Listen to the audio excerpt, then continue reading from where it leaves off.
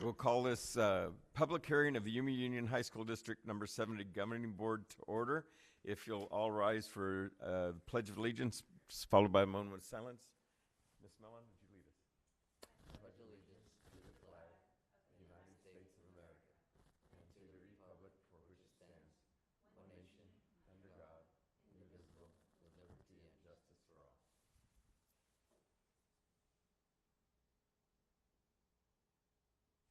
Thank you. You may be seated. Thank you all for showing up for this public hearing. The item on the agenda is Instructional Time Model, Flexible Schedule and Testing Academic Environment. Mrs. Thompson. Thank you, President Townsend, and thank you, governing board members, for being here for this public hearing. There is some accompanying documentation. We also have things up on the screen. Most of it is the same as what's in your packet, but for your ease on your eyes and for taking notes. This is specifically a way that we can access House Bill 2862, and we have our amazing team here from State Reporting, so thank you for being here.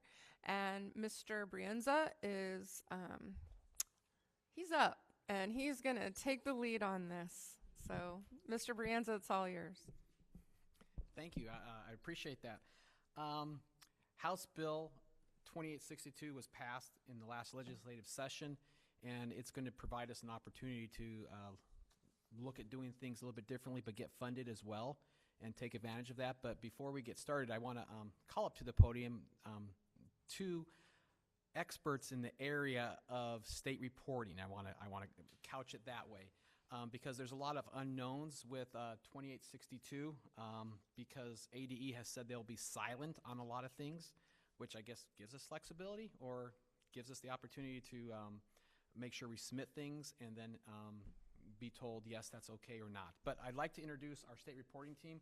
We do have one person not here today, but I want to recognize Adriana Montejano, who's not here today, but she does an amazing job with our team. But I would like to call up Terry Bedoya and Dion Harrison to help us out today as we navigate this opportunity with an instructional time model.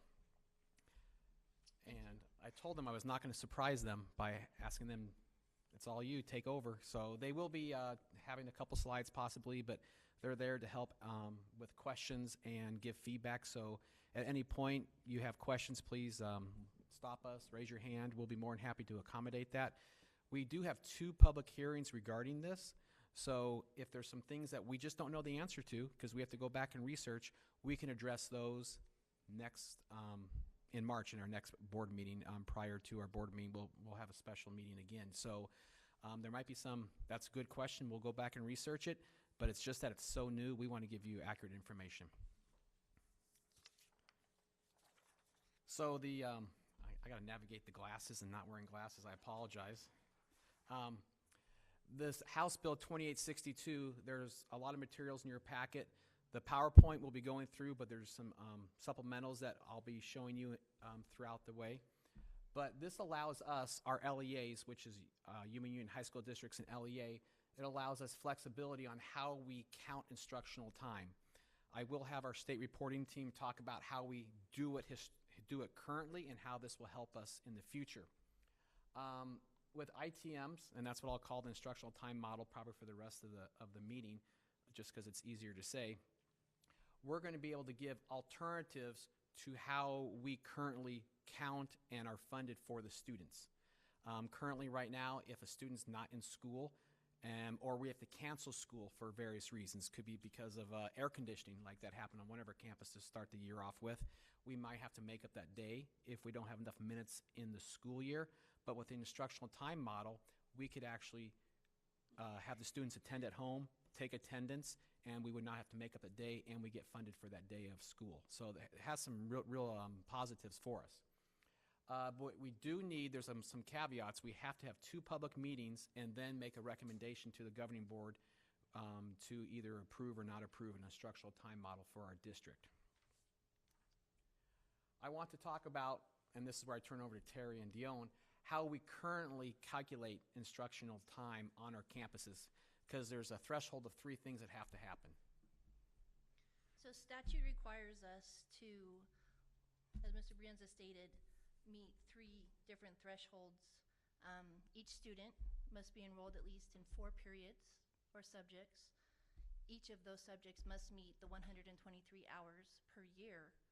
And then in total, the instructional time for a full-time student must meet 720 hours per year. And to note, with the instructional time model, we will be following these guidelines, and there'll be no change. What if the student is only taking 3 classes on the campus and 1 class at the college? Does that still count? It does count as full-time. Okay, thank you. That student is concurrently enrolled at AWC possibly and in our district, so we will receive funding for that. Every year, do you want to talk about the process the campuses do every year to submit their time, and you make sure that the calculations are accurate so we meet those times? Absolutely. So each year, and as you know, the state changes rules from year to year. So now we are allowed to include lunch and passing time as part of our instructional time. There are caveats that go along with that. So at the beginning of each year, the schools submit bell schedules to us, and then we use the number of minutes in class, add the passing time, and then do a calculation to determine what their yearly hours are. In our district, we far exceed the minimum required, so we always have that little bit of cushion in case we do have an emergency closure day. And somewhat, in these cases, as Mr. Brienza will speak on, students are funded based on their enrollment, but when they have excessive absences, that can affect our funding. If a student is not in person on campus, we cannot claim that student as present if they're at home, whether they're doing their coursework on campus or not. And currently, like Dion mentioned, you have to be present on campus, otherwise the absences you're not funded for, they count against you. Eventually, we would have to drop the student after 10 days. Dion did mention that we are over our minutes and hours for our campuses, which is good, because when we have a campus, for example, COFA that had to cancel school, or maybe there's a sewage situation on a campus and you have to cancel school, which has happened in the past, that's not necessarily a day that we have to make up for student learning, but it does pose problems for staffing, because do classified staff, whether 10-month, 9-month, or 12-month, come to work that day at a different site? And then if they do come and we have to make up the day for some reason, then we have to pay them. It creates some issues for human resources as well. So this will help alleviate that situation. The flexibility of the instructional time model, this is going to allow for remote or in-person instruction. And the House bill calls it remote instruction, so that's what we're going to be calling it today. Distance learning, remote instruction, but you're not present on campus in a brick and mortar building, so it's considered what's remote. We can do staggered start times, we can do different schedules. It can allow for direct instruction, which means you're in class every day with your teacher for those certain periods. It can allow for some flexible instruction, which I'll show you in about a minute or two, what Vista's done this year because they have enough minutes built in the day.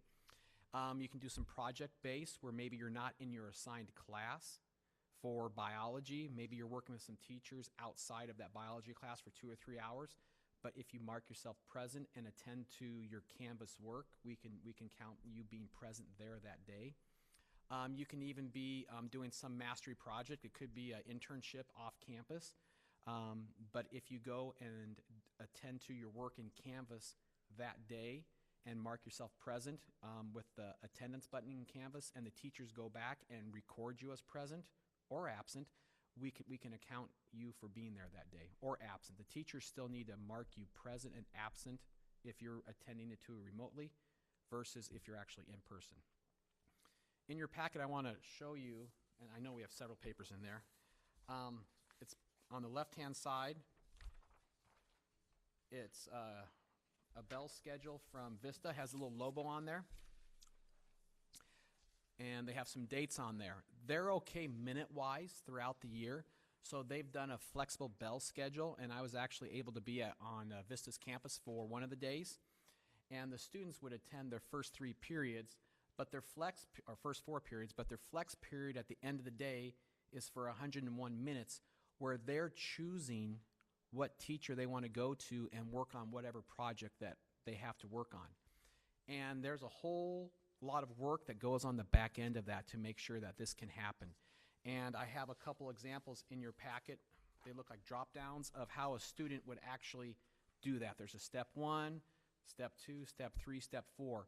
So students at Vista's campus, and this could be replicated on any campus, students are able to, in their student view on their Chromebooks or their device, whatever they brought that day, they can pick what schedule they want to attend to for their flex schedule, what class they want to attend to, and they have to, as you can tell on the backside, give some justification why they want to go there. Now, the teacher then is going to have to, this is all not done the day of, this is done maybe 3 or 4 days prior to, because if everyone really wants to be in Miss Cordery's class of finance, then, that does sound exciting, then she would have to put caps on that and tell some students, listen, I don't need you here right now. You're doing fine. You've demonstrated masteries in different areas. Please select a different class. So they would have to go to a different option. So there are some caps that teachers would have to put on once the students have chosen. But that day at Vista's campus, when the bell rang after 4th hour, students went to their classrooms that they chose to go to, and they could demonstrate mastery or work on a project in those classes. But they had enough minutes built in, so they didn't have to go in and check virtually on Canvas that they were present. Did they take attendance during that flex period? Yes, they did. They did take attendance. And that was built in through Synergy. The teachers had to take attendance and submit it through Synergy. So we received funding that they were there. It's just that they have so much time built in for the threshold of 3 things that have to be taken care of. I think it's the 123 hours per subject, that they're okay not being in a subject, just being on campus present. Any questions to help understand a little bit better yet, or am I doing okay? Okay, just making sure. Terry, Dion, am I forgetting anything? Nope. Nope, all right. So, yes? No, that's actually the end of the day. Lunchtime, based upon, they had to change their lunch schedule to accommodate everyone for 2 lunches, because they balance their lunches with strategy students as well. So it's there as an like on the Master Bell schedule, it talks about lunches, but after lunches, then you head to your flex period. Some kids had first lunch, some kids had second lunch, and that was different than normal. So, because if they had teacher A normally for first lunch, they might actually have second lunch that day just to accommodate the tweaks in the schedule. You're welcome. But we can't reduce the number of classroom instructional minutes by doing this.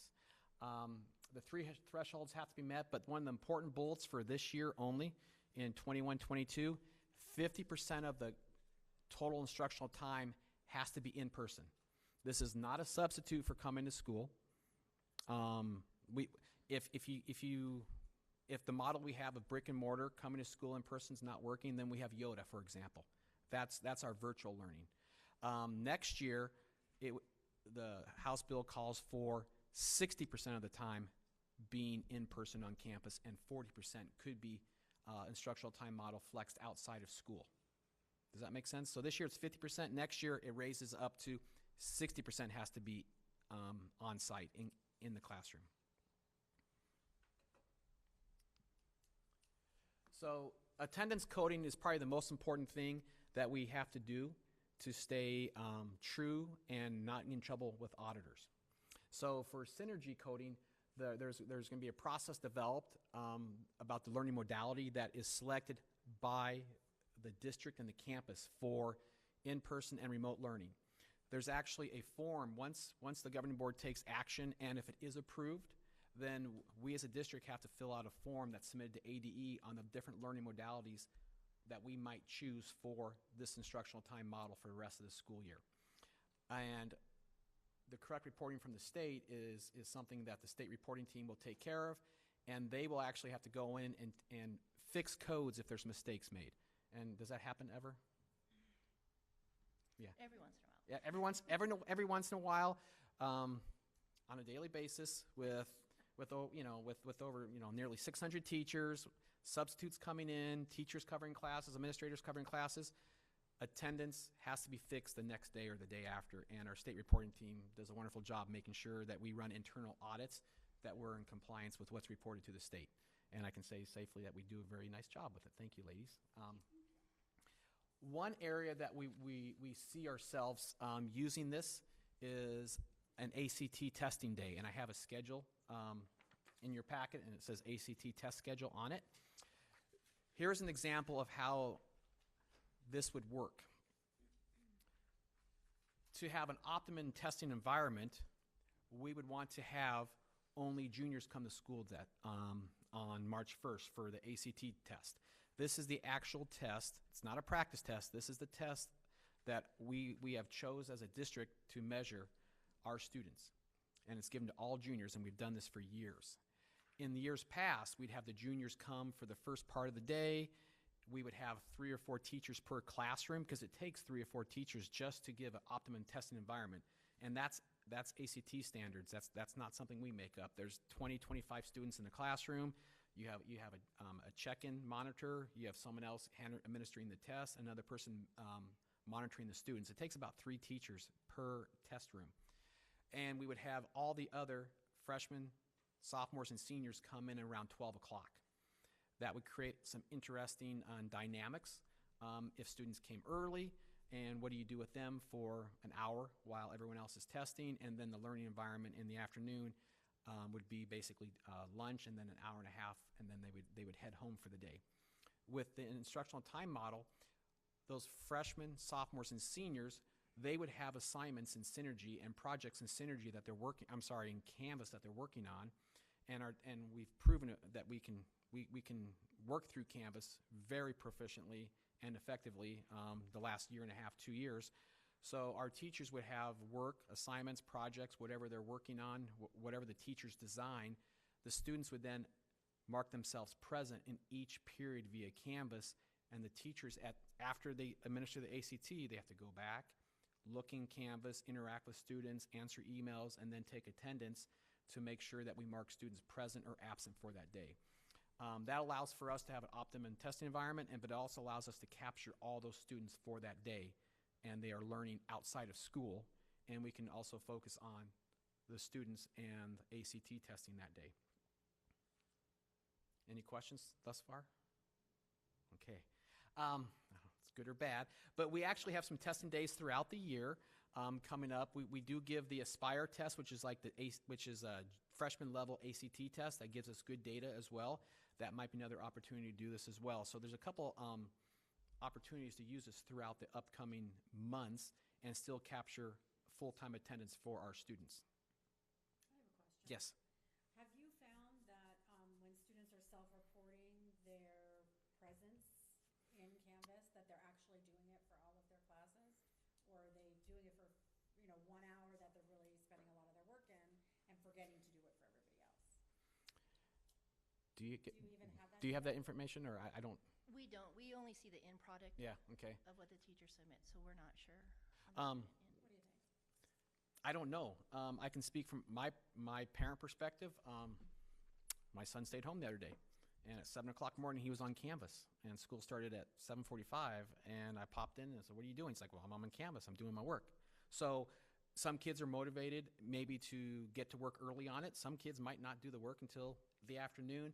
I would have to go back and check. I don't know. I would check with Ms. Anderson and the teacher and learning team to see what data they have. I just don't know the fidelity behind that. I would anticipate. Wondering on the practicality of using that button with the students. Yeah. Our students became very ingrained with it last year on clicking the attendance button. So I think it might be a few reminders. Like anything, there might be some cleanup after the first day, and best practices. Maybe we learn from, let's say, an ACT day where the students stay home and are supposed to take attendance. Some may forget. Well, that's part of the cleanup that the campus and the state report team has to do, because there's ways to go back and see if a student was even present on the computer, but also it happens. Sometimes a teacher forgets to take attendance, and they get a phone call from the attendance office, "Hey, you didn't take it yesterday for your second period class. Can you go back and take it?" So students might forget as well, but we'll have to work through that. I would also say that we would reach out to parents for help. Yeah. We've been probably more successful when we small doses, Blackboard Connect. Could you please remind your student to do this? It's a testing schedule. Please remind. So you know, we would really need to continue to reach out and get the support from home as well. And that does that tie into what Mr. Patton put up with the parent view reporting of student absences? Is that sort of tying it all together as far as the codes and whether it's excused or unexcused? That's actually a separate function. Yeah, it's a separate function, but it leads to students and parents being able to advocate for themselves and their families without necessarily getting placed on hold, getting a voicemail, sending an email. I actually used that the other day. It was very slick. So students can mark themselves present. Now, if a student isn't able to attend on the day that they're supposed to be home learning, then a parent could easily use it on their phone to report an absence through Parent View. So it does connect if the students and the parents have that conversation, like, listen, I'm just sick today, or I can't do it, I have an appointment. Parent can actually then mark them absent for that day and send in documentation if they have any to the attendance office via the app as well. I think it also helps parents keep track of their kids. Absolutely. All good questions. Anything else so far? So, we as a district, we actually have to look at best practices and reach out to maybe other districts in the state as well to see what their experiences are. I do know Dion and Terry, they just came back from a training on Monday, and the most important thing that I think's come from ADE so far and the training as well is whatever we submit as a district is the auditors are going to be looking at the fidelity that we hold ourselves to. So if we say that we're using it for, let's say, an ACT testing environment, or we have a situation where we have remote learning because we have no power on one of our campuses one day, is that truly what we're doing? Or are we doing it because it just made it easy because we want to have a PD training that day? So it's about the fidelity of what you submit that's auditable. So in March, there'll be another public hearing. If you have any questions, I would submit them to Gina Levis maybe that we after this, you may have some, oh, what about this? If you submit them to Gina Levis, we can hopefully address them in March. But then if the recommendation going to the board, it would actually be something that's a retroactive to the beginning of the year. And that's what ADE has been silent on, is what the term they used, that it is allowable for boards to do that. So the recommendation when it comes to you would have something along those lines. That is all I have for you. I don't know if Terry and Dion, if I forgot anything. Yes.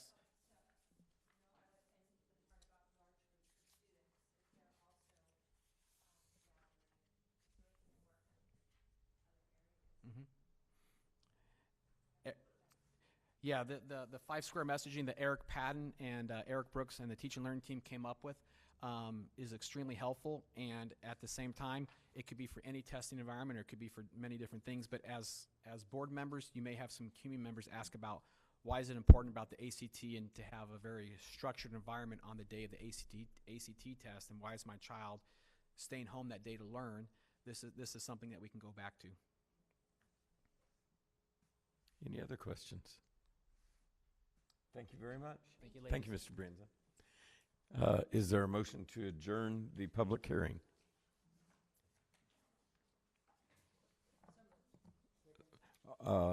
Motion has been made and seconded to adjourn the public hearing. All in favor say aye. Aye. Opposed? We are adjourned. We will reconvene for the regular meeting at 5:15.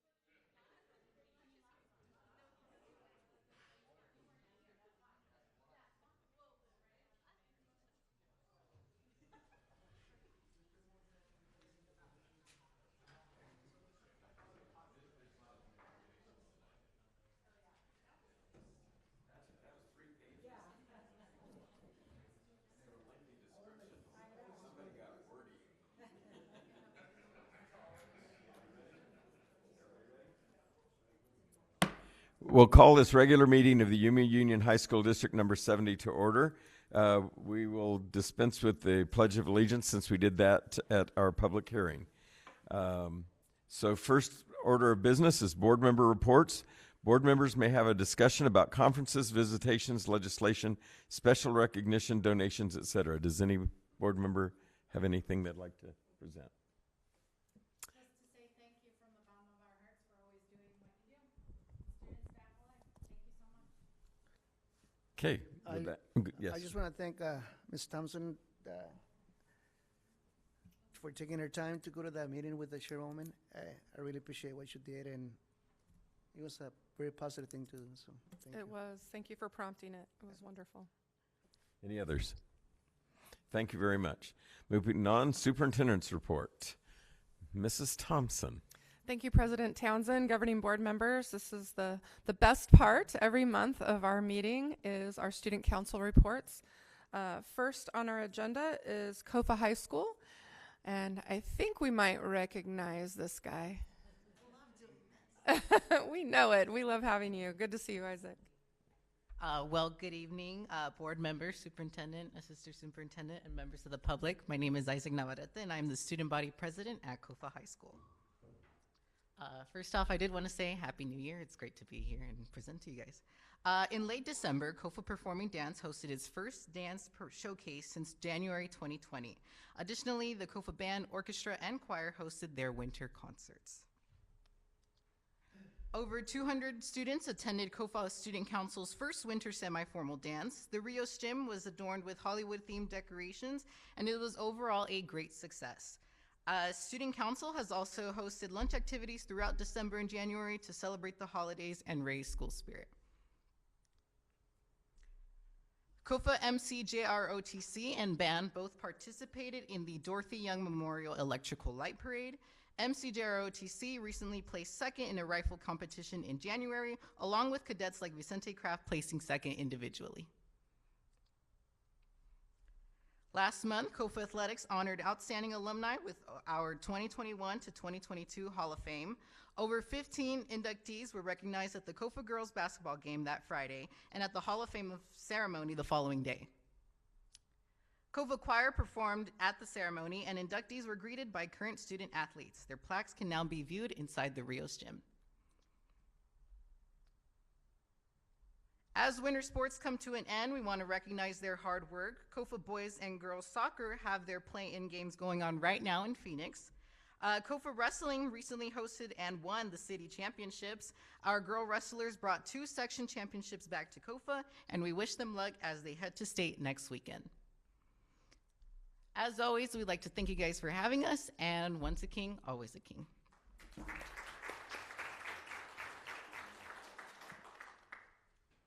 Thank you, Isaac from Kofa High School. And next, I'm inviting San Luis High School up to the podium. Welcome.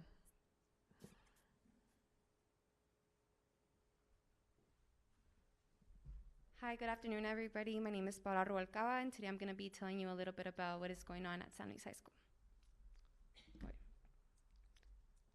Starting off, we have community service. Love Week is a fundraiser that Student Council hosts, in which we choose a recipient in need of financial help. And some of the fundraisers we do are selling shirts, as well as hosting Love Night on our campus. And this year's recipient is Francisco Rincon. So far, we have sold over 500 shirts, and we're hoping to keep selling even more. Our HOSA chapter used Project Starfish to raise awareness and prevention as a part of Human Trafficking Awareness Month.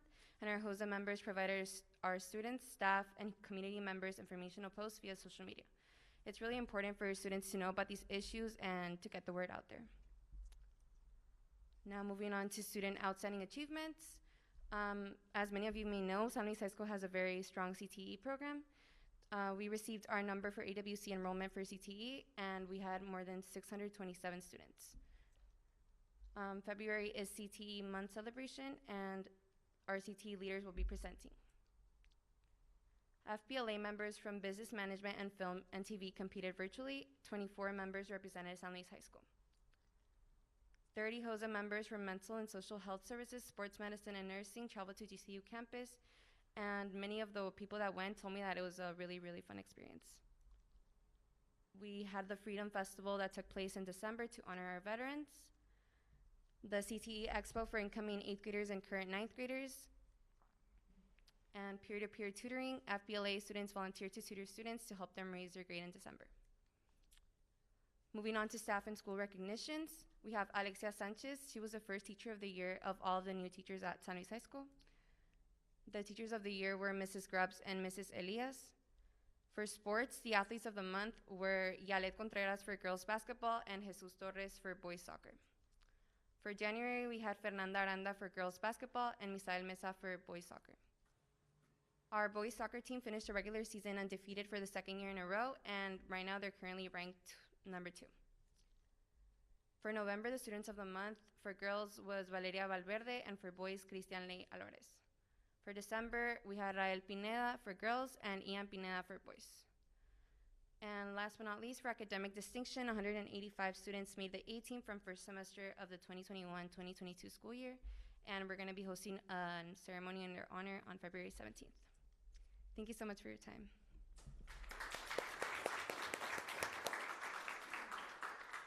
Thank you to San Luis High School. And finally, we have Yume High School this evening.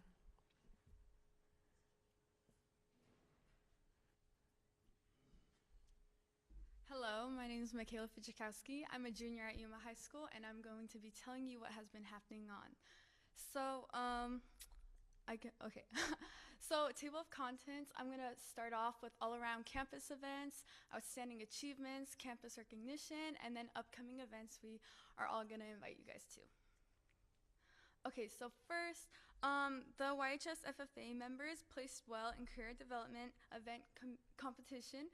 They placed in 2 events, first place in food and science and 3rd place in livestock, and they worked together as a team on that.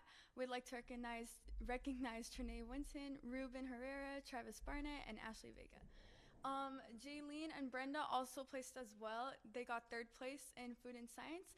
And we would also like to recognize Zulema Zavala. She received a bronze medal in her academic decathlon tournament for speech. We would also like to recognize our female wrestlers. They, Davina Diaz, Ashley Bugarin, Adriana Ayala, and Yasalanda Vargas. They won the Payson tournament in January 28th. And then we'd also like to recognize our sophomore, Davina. She won 2nd in sectionals.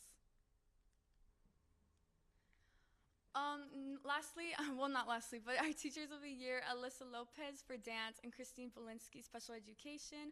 I love both of these teachers a lot. Miss Lopez, I was one of her dance students, and Christine Polinski, she was my coach for cheer, and I have just like amazing things to say about them. They're really great.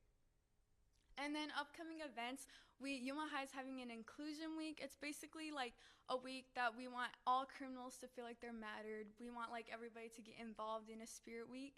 And then Peach Fuzz, we recently had a powder puff, and then a lot of the guys are like, oh, we want a Peach Fuzz. So we're gonna host a Peach Fuzz for the gentlemen. And then Ultimate Criminal. It's a dynamic duo where basically like pairs can like compete who's like the best criminal. So yeah, it's a new spin because we usually just have like gentlemen do it, but we're opening it to both genders this year. And that's it. Thank you so much for your time. Thank you.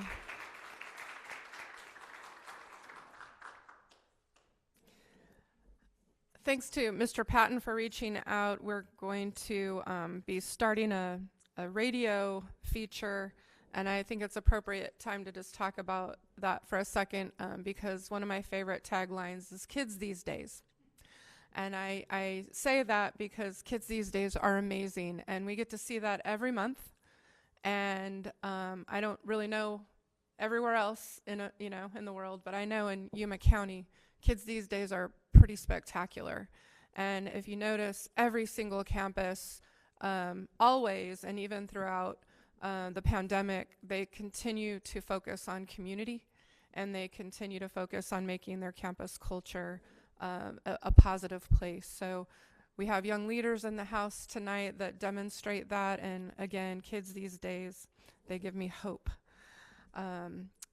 Next on the superintendent's report, it is my pleasure to ask newly hired study superintendent Tom Tyree to the podium. In your background event, or in your background information, I think it's important to look at history. Mr. Tyree is the new superintendent for our Southwest Technical Education District of Yume, or study.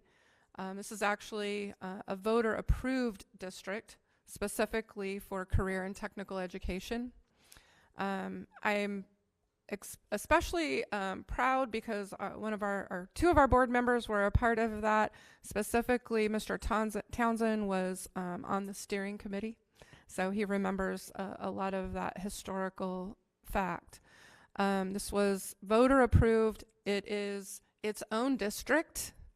It is not Yume Union or Antelope. It is its own district, and it allows us to bring to Yume County a very powerful partnership. And since then, we continue to be thriving in career and technical education. So, Mr. Tyree, if you would like to join us, and I see you brought your boss with you, so thank you for being here, Renee. Oh, you didn't know. Were you looking for Mara? It's your other boss. It's your work boss. She's snuck in there behind me. Actually, she's not that quiet normally. Oh. I mean that really in a good way. I tell you what, I'm a very lucky person. Very fortunate because the office that I'm coming from has had a great staff that's taken really good care of me. And I go over to the study office and have this incredible staff led by Renee and some of the other people, and they've really allowed me to settle in, and really appreciate all their support. So Renee, thank you. What a pleasure to be here. I have an incredible opportunity to serve as the new superintendent of study, and I would share with you that one of the main reasons I'm here tonight is just to demonstrate our commitment at Steady to being a great partner of yours. In fact, Ms. Thompson said, and used one of the magic words, the partnership word, and I really believe that's very important.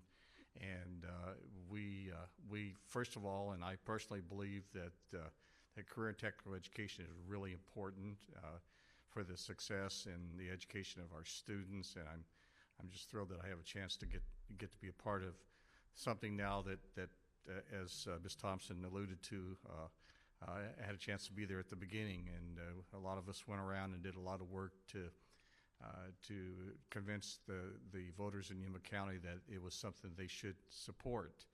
And actually, we passed it at a 65% pass rate, which I believe may be the highest or best pass rate of any CTED, or was at the time JTEDs in the state of Arizona. So that, I think, tells you a little bit about the commitment that not only our education system has made, but also our community to career and technical education. They really, I believe, understand the importance of that. So I would also like to thank very much Ms. Thompson and her staff for working with us. They've been incredibly helpful in helping us get off the ground. I have a lot to learn, and I'm working hard to learn everything that I can, once again with the help of Renee and others in our office. But Ms. Thompson and I have met a number of times face-to-face, and as well as talking over the phone. I really appreciate her support, value her insights, and then she's made her staff available to us also. Lori Honeycutt's just an absolute resource, and I wish we could clone her, because we could use somebody like her over at our place.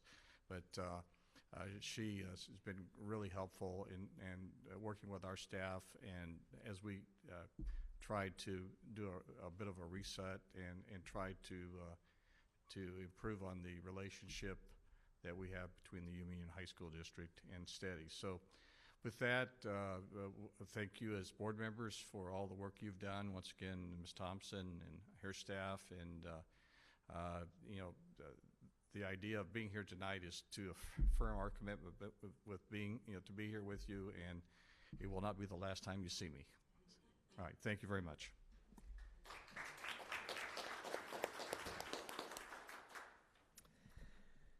President Townsend, governing board members, I also wanted to call attention during my report time to the dedicated staff at all of our campuses. and the fact that our doors continue to remain open. It hasn't been an easy feat, and I continue to be amazed at the principals who come to our meetings after extremely long days. And I know that, substitutes happen at all levels, and the keeping our doors open has truly been simply because of an amazing staff and the amazing leadership at each campus. I feel like it's important to remind us all that not only is that the case in teaching and learning, but it's also the case in the entire high school experience. You see clubs are meeting, you see teams are playing, and without coaches, advisors, staff, custodial grounds, keeping things clean, making sure all of the supplies are there during this dynamic time throughout the pandemic, those experiences just would not happen if it weren't for the people that are so passionately spending the time every single day with all of our children. We are celebrating right now 8 total team sports that are in play-ins or playoffs. 4 play-in games tonight alone with boys and girls soccer. Girls wrestling sectionals were last week, and boys wrestling sectionals are Saturday. So there's just so much going on, and I just couldn't be more proud. I will just continue to say that, how proud I am to work in this district with people who make great things happen. And any of the schedules throughout all year long can be seen at AZ Preps 365 for schedules during these seasons. And I also want to thank Mr. Patton and his team, and also I have to give a shout out to Mr. Brienza because he goes to a lot of the games and really comes back very proud as well. So I wanted to make sure to recognize that tonight. And finally, thank you to our academic guidance counselors year-round, but especially this week for National School Counselor Week. We are very blessed, again, to have full departments and counselors who care about our kids, not only for academic advising, but throughout all of the social emotional issues and working with our social workers and dropout prevention. So want to make sure to recognize all of that. And you know me, I could go on for days about Yume Union. So I'm going to say, President Townsend, that concludes my report. Thank you, Mrs. Thompson. Moving on, informational items. Budget update, overview of the 2021-22 Yume Union High School internal budget. Mrs. Cordery. Good evening. So for our maintenance and operation budget this month, first of all, we should be, all things divided equally, we should be at about 58% of our budget. We remain to be under that. We have actually spent $37.5 million of our $90.5 million budget in our maintenance and operation fund. For our capital, we have, and actually for our M&O, so that represents 41%. So we are well underneath our 58% that we would be at. And then for our capital, we have spent 12% of our budget, or right at $2 million of our $16.2 million capital budget. Again, sound like a broken record, but the reason we have all of those funds available right now is in anticipation of our Somerton High School and being able to use those funds to build that school and make it all that it can be. And then the last report that you have is the student activities. So that's the new report that you've started getting. You can see that we now are at $707,000 for all of the schools combined. So we've had revenue this month of $173,000. We've spent $100,000, so it's increased $73,000 over last month. I would be happy to entertain any questions. Are there any questions for Ms. Cordery? All right. Thank you very much. Moving on, item 3.2, growth in industry credentials, career and technical education. Mrs. Thompson? Thank you, President Townsend, governing board members. Superintendent Tyree already called out the expertise of Lori Honeycutt. I'd like to invite her with whoever she brought with her this evening to come forward. We talk a lot about career and technical education in Yume Union, and we're very proud that that's something that our students have access to and the opportunities that come with that. Again, it takes a lot of people, but it also takes amazing students. I'm excited for her to present specific data, specific outcomes that speak to the successes in Yume Union High School District, and publicly thank Lori Honeycutt for her leadership throughout, and thank those who came to support the presentation as well. Well, thank you very much, Ms. Thompson.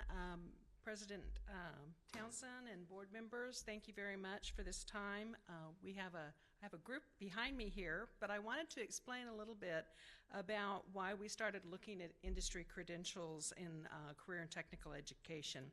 We don't really often track past data and changes over time, but I had 2 requests to look at that data, and so we took a look at what we had, and quite frankly, Yume Union High School District was tracking the data, but Arizona Department of Education didn't start tracking data until 2 years ago for industry certification.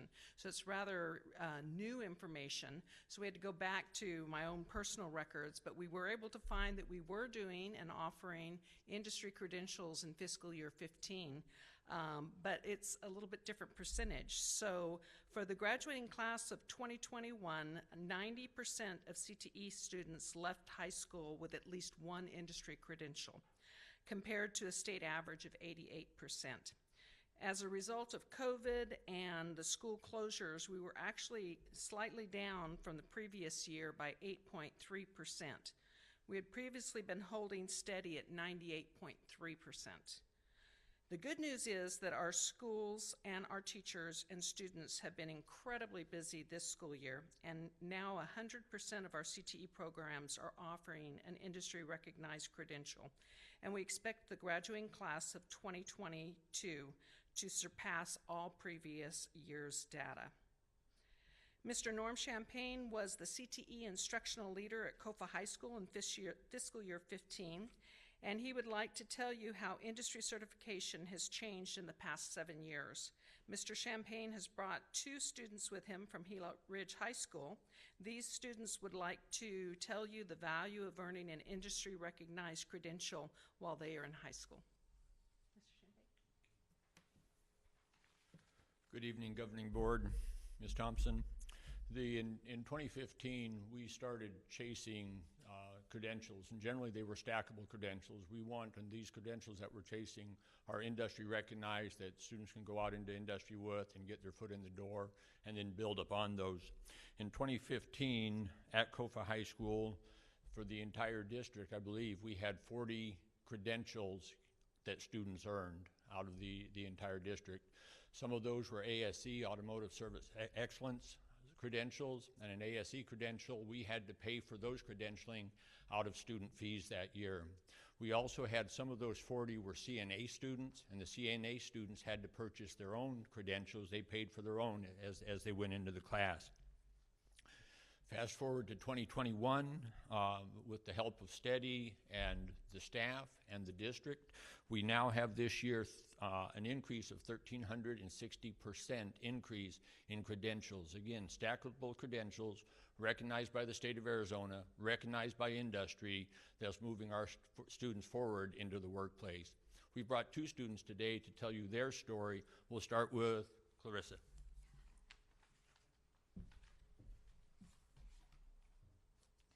Good afternoon, School Board President, School Board members, Superintendent Thompson, and members of the public. My name is Clarissa Magdaleno. I am a senior at Gila Ridge High School. This past semester, I had the amazing opportunity to be a part of the Nursing 2 cohort. This has been my favorite class by far, not only because of its interesting content, but also because of the clinical experience, as well as life experience. Before nursing, I was leaning towards a completely different career. But after experiencing firsthand what it is like to actually work in a healthcare setting, this confirmed my decision of going into the healthcare field. What I enjoyed about this class was receiving a flexible license that can be applied to a plethora of jobs. For example, I want to become a neurosurgeon. Now, I know you might be thinking, this girl has watched way too much Grey's Anatomy. It's a great show, but I've actually confirmed this decision in my nursing class. In class, I could not take my eyes off everything that could go wrong with the 3-pound gelatinous organ stuck in our head. Nursing has also allowed me to open doors to all healthcare fields through its certifications such as CPR with basic life support, as well as OSHA, as well as its skills such as denture care, vital signs, and even phlebotomy, and it doesn't stop there. This upcoming fall, I will be the first in my family to attend a 4-year college. I am grateful to say that the nursing program has provided me with an opportunity for employment straight out of the program. This will not only provide me with steady income, but clinical experience that I can put towards my future medical school hours. Therefore, I hope this program will stay for years to come to keep encouraging students to participate in the much-needed healthcare field. Thank you for your time, and I hope you have a great night.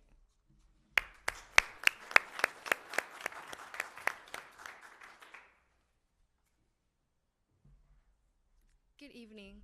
My name is Alyssa Garcia, and I'm honored to be able to speak to our district administration and school board members about the opportunities that students in early child education have at Gila Ridge and San Luis High School. I'm a senior at Gila Ridge High School, and I'm currently enrolled in the CDA program at AWC. A CDA is a Child Development Associate's degree. I will complete my associate's in child development shortly after graduating high school. Thanks to the partnership we have with AWC, 36 early childhood students and 7 former students are currently taking these CDA classes. Students beginning the program as sophomores will be able to graduate from Gila Ridge with an associate's degree. The CDA is paid for through the First Things First scholarship, and all classes and fees are covered through this scholarship. Other certifications that can be obtained while in the CTE program include First Aid, CPR, AED certification, Food Handler certification, as well as a paraprofessional certificate. The paraprofessional certificate gives students the option to work as paraprofessionals in our community. We currently have 28 former students working as paraprofessionals in all of our Yume school districts. All of these opportunities have given me the tools I need to be successful in my future. I plan on attending NAU after completing my Child Development Associate's degree at AWC. While at NAU, I plan on pursuing a degree in elementary education. I hope to teach within our community someday. Again, I appreciate the chance to share with you the benefits of early child education CTE courses, and I'm proud to represent Career Technical Education and Gila Ridge High School. Thank you.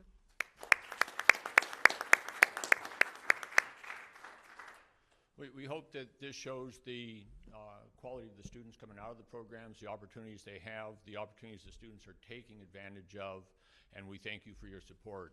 We'd entertain questions. Any questions from the board? That was a marvelous presentation. Thank you.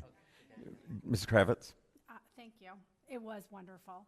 The only question I have for you is about highlighting the amazing opportunities that you have at each particular school so that our newer students, our younger students and their families who are unfamiliar with your programs could juggle and decide which school they want to go to, specific, if they're tailoring towards a specific CTE program. Is there something on our website right now that a family can look up to say, Gila Ridge has childhood education, but if you want to do nursing, it could be at all of these campuses, something like that? Or is that a Mr. Patton question? Nope, that's any good. Actually, yes.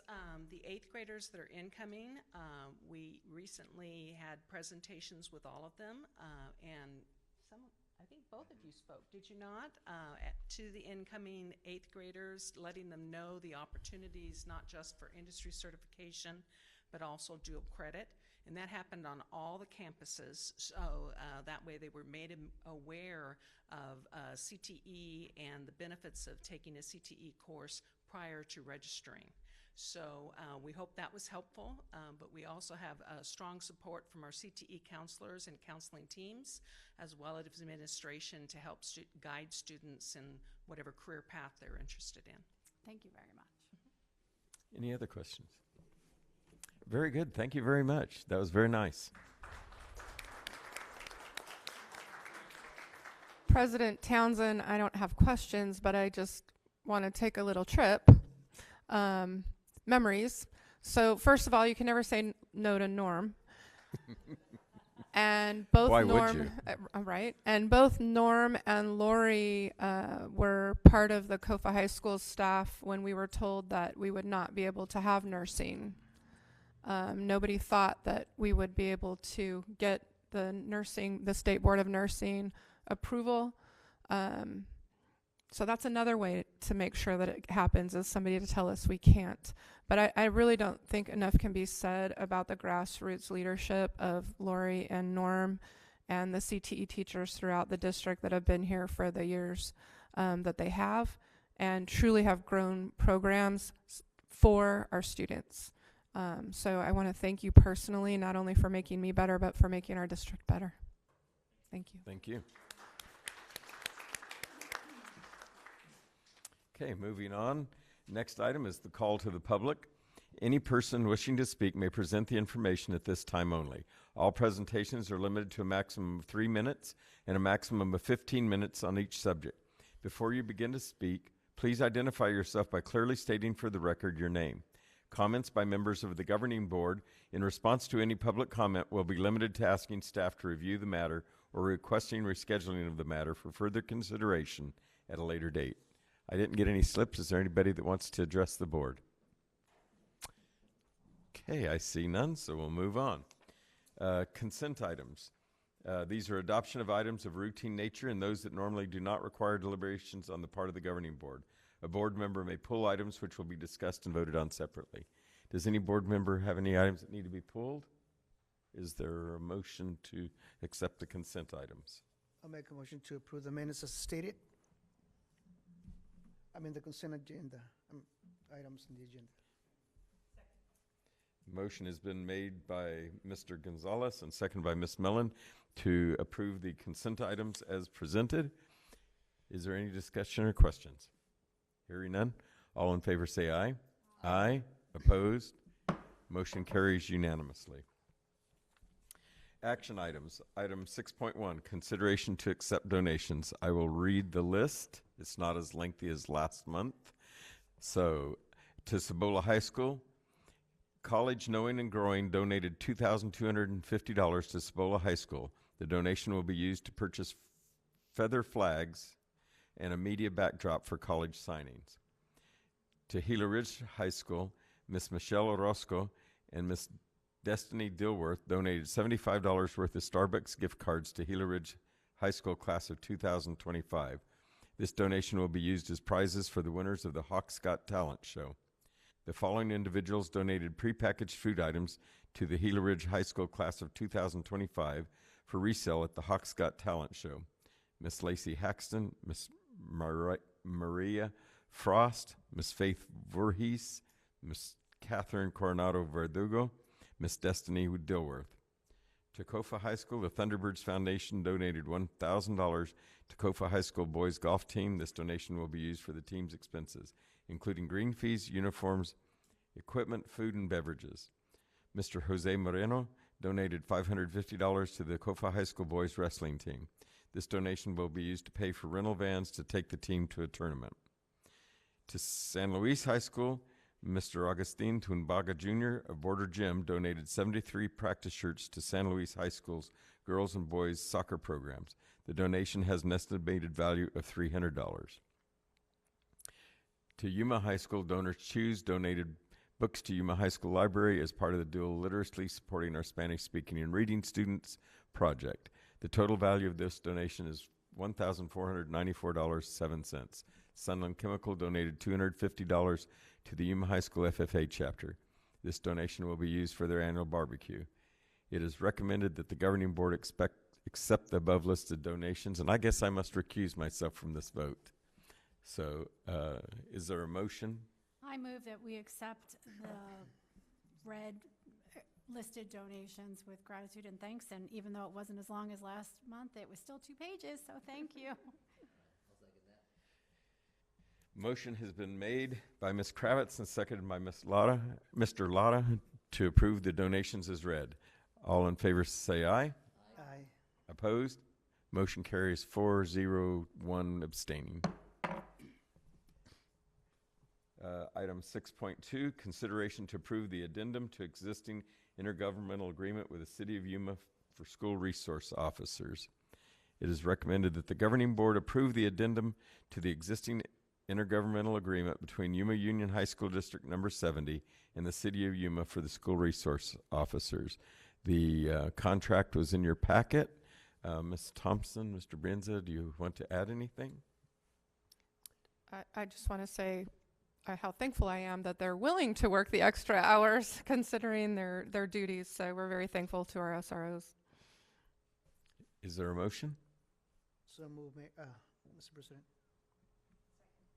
Motion has been made by Mr. Gonzalez, and second by Ms. Mellon to approve the addendum to the existing intergovernmental agreement between the Yuma Union High School District Number 70 and the City of Yuma for school resource officers.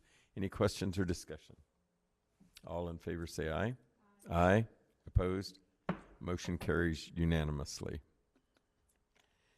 Moving on, item 6.3, consideration to approve new and revised job descriptions. It is recommended that the governing board approve the new and revised job descriptions as indicated in the background information. They were in your packet. Ms. Thompson, do you have anything you'd like to add? We're continuing to make our positions authentic and relevant, as well as make sure that we're all compliant with the type of employee groups. So although the executive assistant to the superintendent and the governing board is not a new person, we all know that hourly is really almost impossible at this point, and Gina Olivas's position really should be reflective of the work, and so it will move to salary. So I would like to stop the rumor mill that, you know, she's leaving because she can't, and just appreciate the fact that we're able to be in that position, but we need to reflect what our employees are doing. The other two are revisions, and we continue to try to make it user-friendly so that the rest of the information is pretty clear. Any questions or discussion? Is there a motion?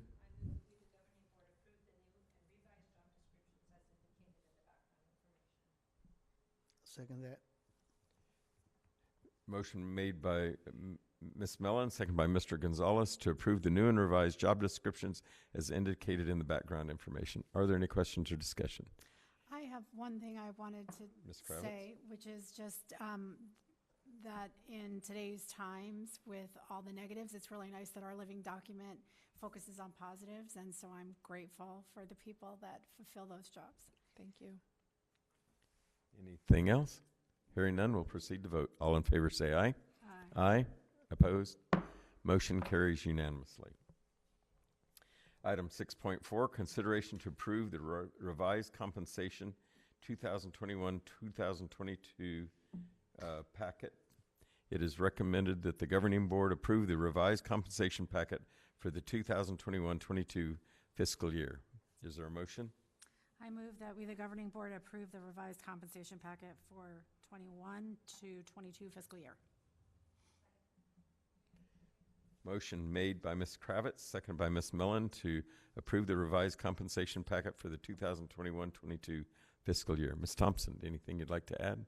This continues to be our living document, and I just would like to call attention to the fact that we are always primarily fiscally responsible, and we want to be good stewards of our dollars. So while you may see positions change, you also see the removal of positions in order to more effectively run the district. Is there any questions or comments? I do have a question. Yes. I noticed that on the thing, the paper you gave us from 1 to kind of look, see which are the areas that we want to talk about, and one of it was a compensation packet. Is this the one you're talking about? Okay. That's about it. Okay. Any other questions or comments? All in favor say aye. Aye. Aye. Opposed? Motion carries unanimously. Next item is call for executive session. ARS 38-431.03 A2 and ARS 15-843F, discussion or considerations of records exempt by law from public inspection and expulsion hearing. Is there a motion to go into executive session? Motion made by Ms. Mellon, second by Mr. Gonzalez. All in favor say aye. Aye. Aye. Opposed? We will go into executive session. We will come out to finish, but if you really have nothing else to do and want to stay, you're welcome. Thank you, everybody, for being here.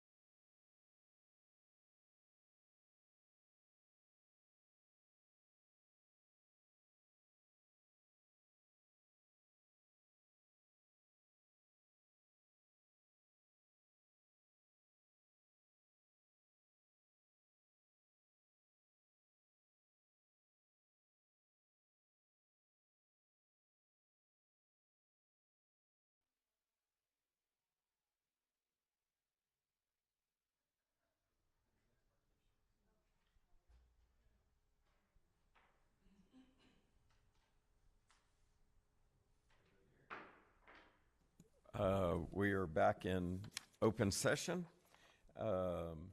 Next board meeting is a board retreat on Saturday, March 5th, and right here at 8 a.m. Be here, David. Okay. She already collected them. She was ahead of you. Then the next regular meeting is Wednesday, March 9th, 5:15 right here. Is there a motion to adjourn? Motion been made by Ms. Kravitz to adjourn. All in favor say aye. Aye. Opposed? Motion carries unanimously.